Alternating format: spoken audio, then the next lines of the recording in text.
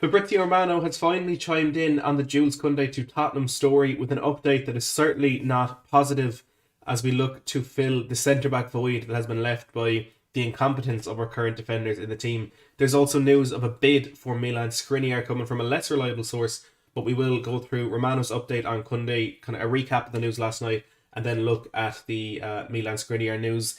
We dive straight into things, like, subscribe, all that good stuff. Fabrizio Romano tweeted about an hour ago, there's still the same feeling around Jules Kounde and Tottenham since 1 week. No optimism. Sevilla are open to selling Kounde for an important bid, and relationship with Spurs is great, but the deal is not progressing.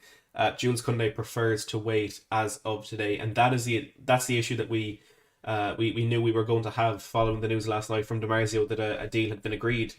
It's down to Kounde, and it just doesn't seem as though this is a deal that he will want to complete. What Dimarzio essentially said last night is the deal has been agreed, but it is now down to Jules Kounde to decide, and it doesn't look as though he wants this move to Spurs. What is interesting about that from Fabrizio Romano, I think he didn't really directly address whether or not a deal had been agreed, which is of course the news that Dimarzio came out with, and it's a trend that we've seen a bit in this window with conflicting reports coming from Dimarzio and Romano, which doesn't happen very often. But he does say Sevilla are open to selling Kounde for an important bid, which could potentially be what Spurs put in the other day, and maybe Romano just hasn't heard that from his sources or whatever. So we'll have to wait and see how this one plays out. Of course, the optimism around this deal is among the fan base is certainly a lot less now than it was last night, and it's just the trend of the summer for Spurs so far. And this one I wouldn't say is completely over yet. It's not completely dead, but it's looking a lot less likely. You know, if Kounde, if he wants to wait around and see if he's any better options, there's always a possibility that those better options don't come in.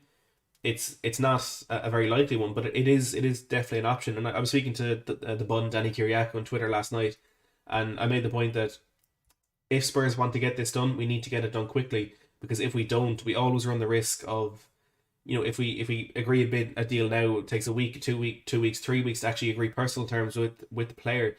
All of a sudden, you could see, for example, Real Madrid selling Rafael Varane to Manchester United. They need a centre back, and they can go in and they can get that deal done in the blink of an eye. And all of a sudden, he's taken out from underneath our feet. Jules Kounde doesn't even want it to get that far. He doesn't want to. He doesn't even want to enter negotiations with Spurs, from what we're hearing. And potentially, he knows something about Real Madrid being interested, because Varane does look likely to leave. So the feeling is definitely very different at the moment around this Jules Kounde deal. Joe Thurgood, good to see you in the live chat again. E77 Productions says, man, I'm wearing the exact same kit right now. It's an absolute, it's a masterclass. I've got Bale in the back, unfortunately. Stuart says, I wish our team could be more decisive in the transfer market rather than these long drawn out negotiations. And look, there is the aspect of this that it might not be this might not be a massive blow for Spurs. He might not have been the number one choice. We know from Romano and Gold that the way Paratici likes to do these things is to negotiate for up to 10 players at a time for particular positions and then make their decision. So maybe a decision hadn't been made, and this is just making it easier for Spurs to decide which centre backs we actually do want to go for. Although personally, and I know a lot of the fan base are the same, we would like for Jules Kounde to have been on the top of that list. Maybe that's not the case, and maybe this isn't as big a blow as it would have been last year, for example, given the way that Paratici is going to go about these negotiations. Jamie Imber, good to see you in the live chat. Aaron says, personally think he's waiting to see what bids come in. Also worth note, Madrid have had a salary cap reduced, so could affect their bids. I wasn't aware of that, but it's a good point there from Aaron. And actually, another point that was brought to my attention by the Spurs Express last night. People were saying, well, why would Sevilla accept that bid? Why would they want Davinson Sanchez in return for Jules Kounde, and of course on top of the 30 million euro fee as well? And speaking to Jenk from the Spurs web, I made the point that, you know, it could just be convenience for Sevilla that within this deal to sell Jules Kounde, they are effectively getting their replacement straight away in Davinson Sanchez. He's a player who I think will do well in La Liga. He'll rely a lot more on his physical attributes, which we know he has in abundance, rather than having to deal with the incompetence of his very, very lacking football skills. So I think Sanchez is a good player to go over there, but there is a sell-on clause that Bordeaux have in their contract with Sevilla from when they sold the player to them in 2019. There is some kind of discrepancies within reports about how much that sell-on clause is worth. L'Equipe have said it's 20%, and Duncan Castles says it's 30%. So if Corey Spur, thank you very much for subscribing. If, for example, the what we had heard Sevilla would accept in around 60 million euro. If that had been a straight up cash deal, they would have to pay Bordeaux between 12 and 18 million euro of that deal. However, if they take 30 million euro plus a player, all of a sudden that's reduced to 6 to 9 million euros. So they're saving 6 to 9 million euros by getting in a player instead of going just for the cash deal, and again the convenience of getting a player. And so that is why Sevilla have accepted this deal from Spurs, but of course down to the player. There's of course a very different opinion there. Lockman says please smash the like and subscribe. Thank you to you, Lockman. Bobster TV says the Conference League is going to have a bigger impact than expected. I feel, buddy. 2 seasons of non-Champions League can't be understated, and you're exactly right. And that is why I do think Kounde sees us as a second tier team, because in the last decade, 5 out of the 10 years we've been in the Champions League.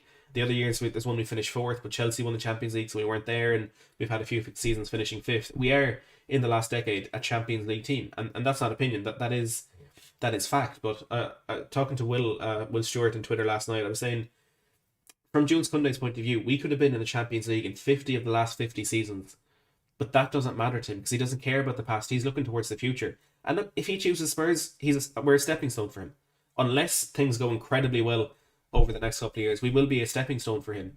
But the past doesn't matter. He's looking for a team that is in the Champions League in the next 50 years, the next 5 years, next 3 years, however long he wants to stay at the club. The past means absolutely nothing to him. He wants something that will better his career in the future, in the immediate future, and Tottenham right now simply do not do that for him. We are a Europa Conference League team, and there's no guarantee whatsoever that we'll be back in the Champions League in the next 3, 5, 10 years. As tough as that may be to accept, there's not. We're bringing in a manager who's unproven at this level. We're potentially losing our best player in the next year or so. We have a deadwood squad that just is simply underperforming. A lot needs to go well for us to get back into that Champions League. There's no guarantee we will be there, and that's probably why Jules Kounde is reluctant to enter negotiations with us. Sean says we are going nowhere if we don't sign one of Kounde or Skriniar. Oscar says, Matt, do you think this bid is actually true and Sevilla have actually accepted it? I think it's 100% true. I think it's 100% true that we have agreed a deal with Sevilla, but the player is going to be the what it's turning out to be the harder part of this. Brad Matthews with the £5 super chat. Brad, thank you so much for that. I do appreciate it. It says, half asleep when I saw your update last night, but awake enough to know it probably won't happen. And that is the feeling that most Spurs fans had, and I said that myself. Just because a bid is accepted doesn't mean the deal is done. There's still a long way to go, and there's still a very, very likely, again, last night before today's updates, there was still a likely result in this that we didn't get the player because another team would come in, or he just wouldn't want Spurs. And Brad, look, you know yourself, and even when you're half asleep, you foresaw what a lot of people didn't. But thank you for the super chat, Brad, and good to see you in the live chat as always. Just to quickly recap on the news last night for anybody that may have missed it, anyone who's fully asleep. Pulsar, thank you so much for subscribing. Gianluca Di Marzio said in very strange fashion in the bottom of a very dismissive article of all the news of the day. He put in the news that Tottenham have agreed a deal with Sevilla over the transfer of Jules Kounde. That deal is worth €30 million plus Davinson Sanchez. The situation now is down to the player. Jules Kounde will decide where he wants to go, if that is Spurs, or potentially if he wants to stay at Sevilla. And today's updates, of course, suggest that it is not Spurs that he will be ending up at. Di Marzio also went on to say that Tottenham have identified Milan Skriniar as an alternative if they cannot get the Kounde deal over the line. It is, however, believed that Skriniar wants to stay in Milan following their Scudetto last season. And that is where we move on to the next update today. From Tutto Mercato, not the most reliable source, and I think because of the Di Marzio story last night, this one has to be taken with a big pinch of salt. Before we discuss this one, the Irish Hotspur David says, this is so deflating, Matt. David, I could not agree more. You mean David were having a great chat last night over WhatsApp talking about the excitement of some of the transfers we could potentially make. Dara says, with the other teams around us bringing in players, we don't know we will finish in the Conference League place this year. Exactly. Every other team is getting stuff ahead of us. They're getting their deals done. Oscar says, Matt, you're one of the few people I actually listen to because you have a very good in-depth knowledge of football and you know what you were talking about. Thank you for that, Oscar.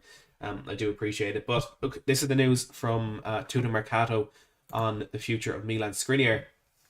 And they claim that Tottenham have made a bid to Inter Milan for the Slovakian defender. There's no talk of how much that may be worth, or what the current feeling is within the club or within Milan Skriniar's camp, but they say that a bid has been made.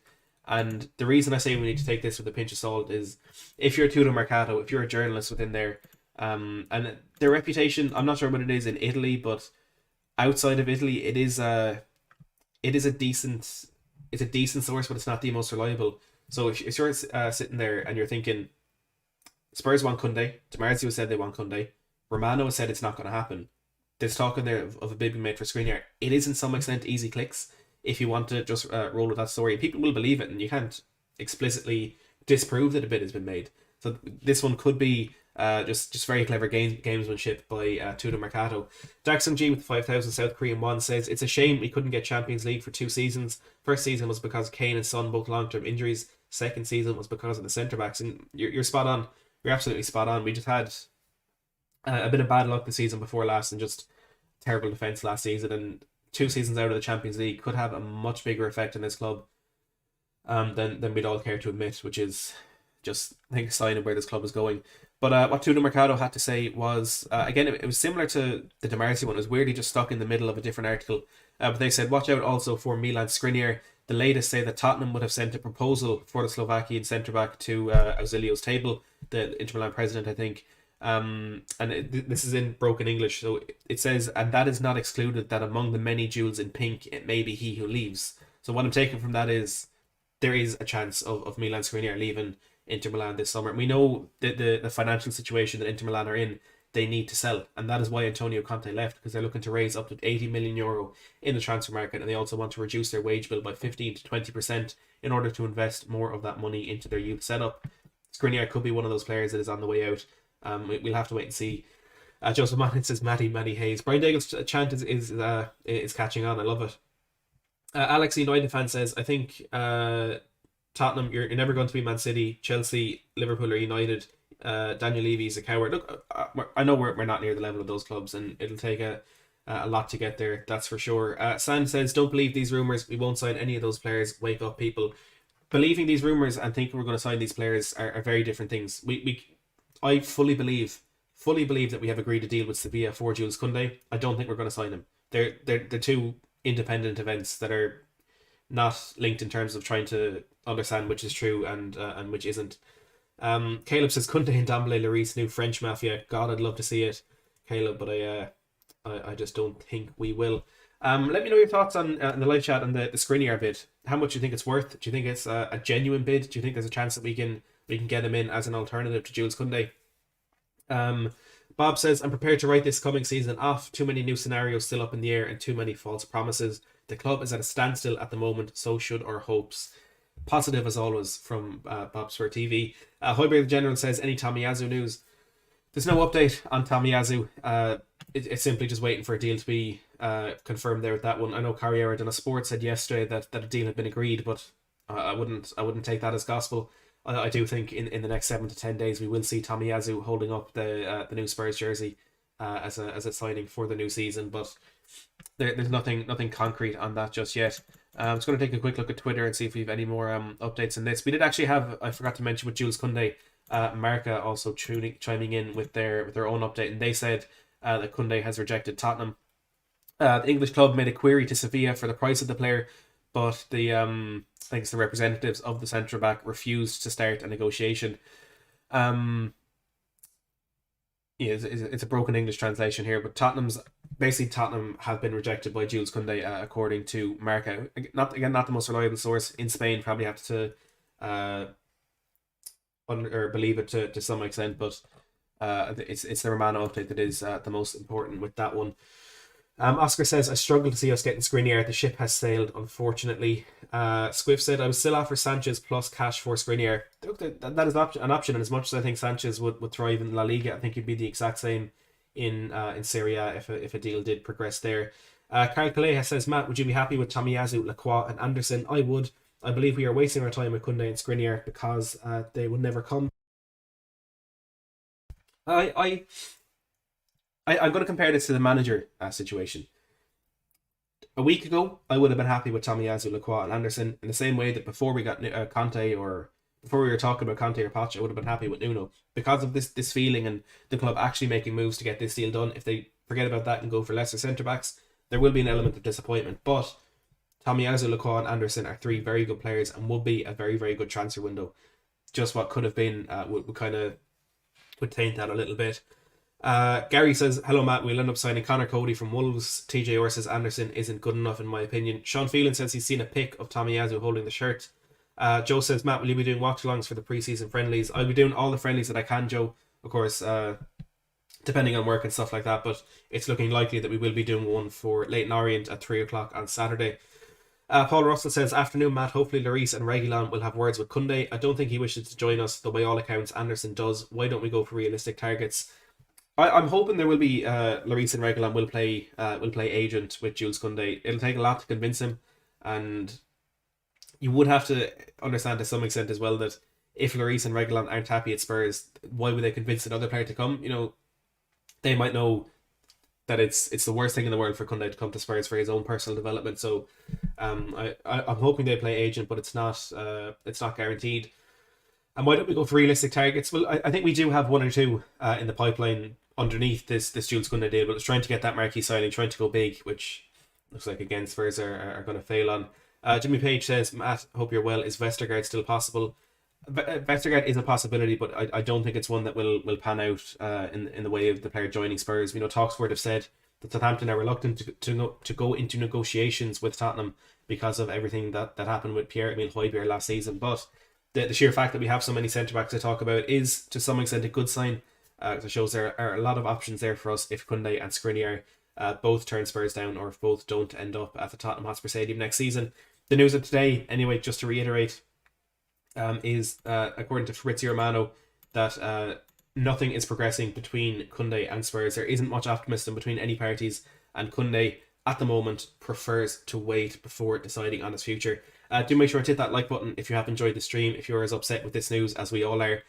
Subscribe to the channel as well if you are new. We are on the road to 10k before the season starts. We're going to have Fabrizio Romano himself on the channel very, very soon to discuss this Kounde deal, to discuss Skriniar, and to discuss everything to do with Spurs. If you have any questions for him, put them down in the comments below, and I'll go through the comments and pick out some of the best for him when the time comes, when he is on the channel. But I can assure you, or I hope that will be very, very soon. As always, like, subscribe. Thanks for watching.